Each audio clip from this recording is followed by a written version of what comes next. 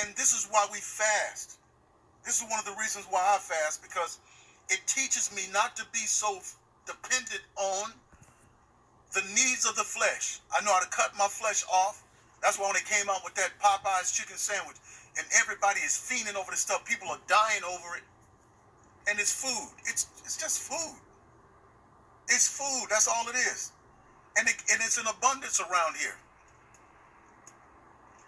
But I was in this grocery store. You not know that all it takes is a week of trucks not delivering food to stores, and the shelves will be empty.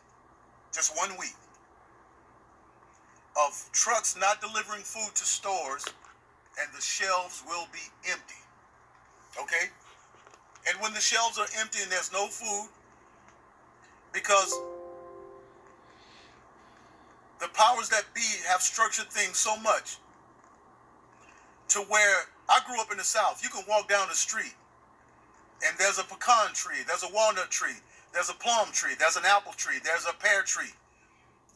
There's so many ways that you can eat, even when there's not food in the house. But not anymore, because city regulations now are telling these builders not to plant fruit trees anymore. And did you not know that people can no longer collect rainwater in certain states? You can't have a tub out there or a pool or something that collect water, because they said that it was because they don't want people to get polluted, or that they don't want mosquitoes and all of that.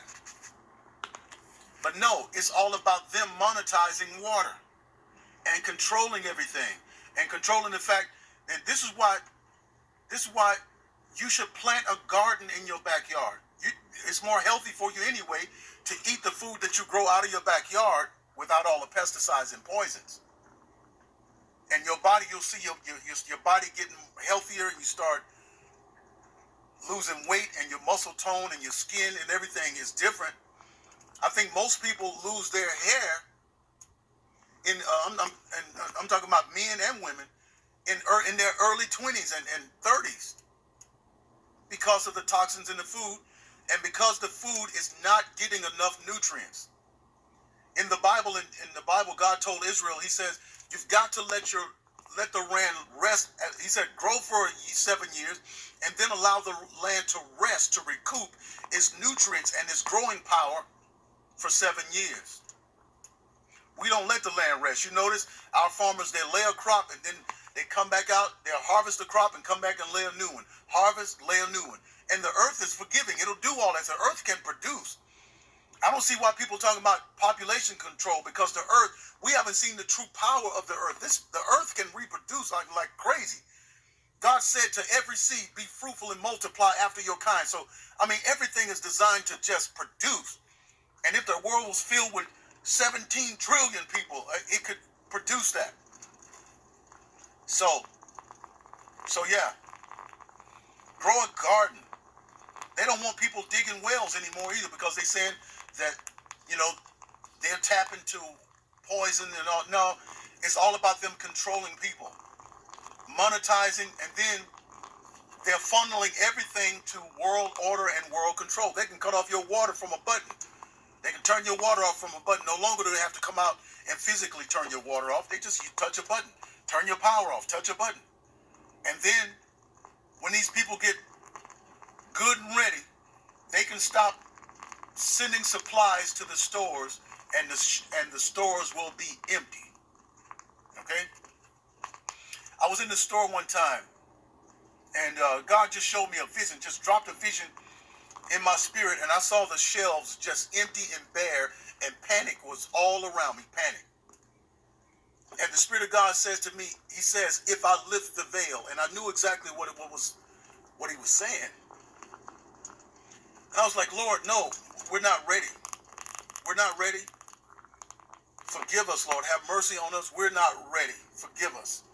Give us more time and be merciful to us, and allow us time to preach and to cultivate the hearts of your people. They're not ready.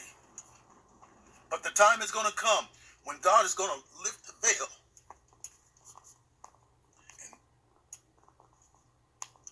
And it's going to be hard, because people The Christians of today, they're not ready to sell out for God. They love their life too much to say, no, Lord, I'm not going to bow down to this agenda. And they're going to take the mark and they're going to give in. Just like they're doing now, just like these companies are doing. And so, I don't know. When I gave my life to Christ, I gave him my heart. I gave him all of me. I gave him all of me. And I didn't know that God was going to be using me like this. And I didn't know that the church was going to be so weak. I had no idea. I had no idea that the church was going to be weak. This the church that gave birth to me. The church that taught me how to fast and pray. The church that taught me the difference, how to live holy and how to serve God and how to fast and worship and sing. And all of this stuff is the same church that's turning away from Christ. Yeah, but all it takes is 1 week and the stores will be bare. And panic is going to break out. And people are going to be breaking into homes. And it's going to be crazy. You know the story in the Bible. The two women, they were being sieged by a invading army. And they cut off the water supply and the food supply of them. And they were going through a famine.